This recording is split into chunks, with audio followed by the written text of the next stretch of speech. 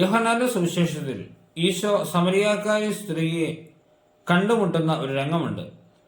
യഥാർത്ഥത്തിൽ അങ്ങനെ ഒരു വഴി, സമരിയായിലൂടെയുള്ള വഴി ഒരു യഹൂദനും തിരഞ്ഞെടുക്കില്ല.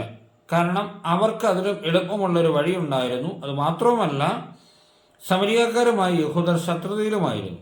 എന്നാൽ ഈശോ ആ വഴി തിരഞ്ഞെടുത്തു. അതിന് കാരണം ഈശോയ്ക്കറിയാം, ആ വഴി തിരഞ്ഞെടുത്താൽ മാത്രമേ സമരിയായിലെ ഈ പാവപ്പെട്ട സ്ത്രീയെ കാണാൻ പറ്റുകയുള്ളൂ.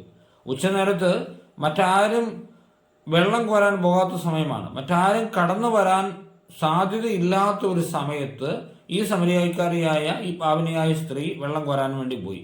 ആ സമയത്ത് അവളെയും കാത്ത് ഈശോ അവിടെ ഉണ്ടായിരുന്നു.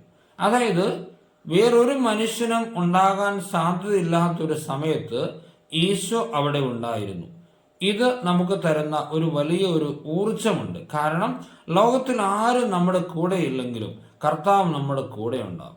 ആരും തിരഞ്ഞെടുക്കാത്ത ഒരു വഴി തിരഞ്ഞെടുത്ത്, ആരും കണ്ടുമുട്ടാൻ സാധ്യതയില്ലാത്തൊരു സമയത്ത് നമുക്ക് വേണ്ടി കാത്തിരിക്കുന്ന, നമ്മളെ അനുഗ്രഹിക്കാൻ വേണ്ടി ഇങ്ങോട്ട് വരുന്ന ഒരു തമ്പുരാനുണ്ട്. അതാണ് ഈശോയുടെ സ്നേഹം. വിശ്വാസം എന്ന് പറഞ്ഞ ഇതാണ്. അതായത് ആര് പറ്റിച്ചാലും എൻ്റെ തമ്പുരാൻ എന്നെ പറ്റിക്കില്ല. അതാണ് യഥാർത്ഥ വിശ്വാസം. ഈശോ അനുഗ്രഹിക്കട്ടെ. നമ്മുടെ കർത്താവിശ്വമിശിഹായുടെ കൃപയും പിതാവായ ദൈവത്തിൻ്റെ സ്നേഹവും പരിശുദ്ധാത്മാവിന്റെ സഹവാസവും നമ്മളെല്ലാവരുടെയും കൂടെ ഉണ്ടായിരിക്കട്ടെ, ഇപ്പോഴും എപ്പോഴും എന്നേക്കും.